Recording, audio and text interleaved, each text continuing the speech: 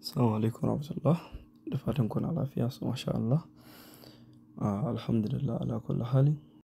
So har kullum muna farawa magodiya ma Allah da ya bamu lafiya da abin da lafiya za ta sarrafi da shi. So game da wannan pre-sale da zamu na wannan token da ake ce ma Jet Gel. An gane ko? Wato Jet a Gel a sale kenan.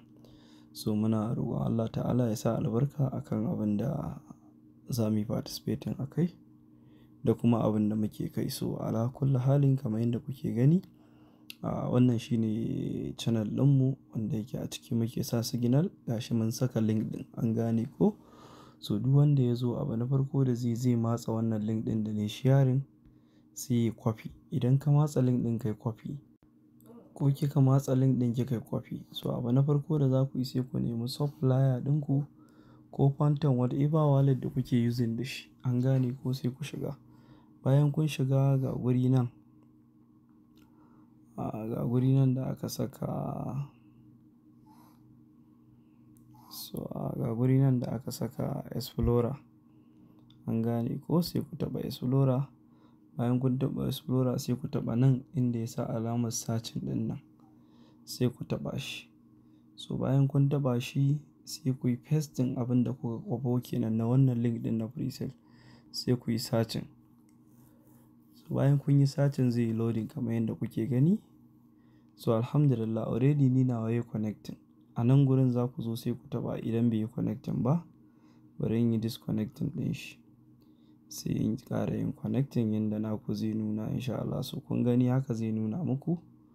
Idan kuma yayi connecting shi kenan, to sai ku danna connecting. Idan bai nuno a nan ba sai ku taɓa wannan ɗan alaman sai ku zaɓi wallet ɗinku.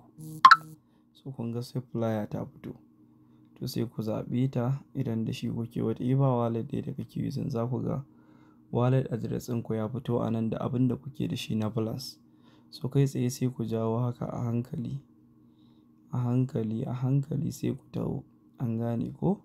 So nan gurin ga gurin da za a fara pre-sale ɗin saura awa ɗaya da wani abu, which is zai kama ƙarfe 10 kenan daidai in sha Allah. So nan gurin ga nan inda aka sa max. Idan na duka za ka siya, Solanan da ka siya ka sa a wallet ɗinka sai ka danna max.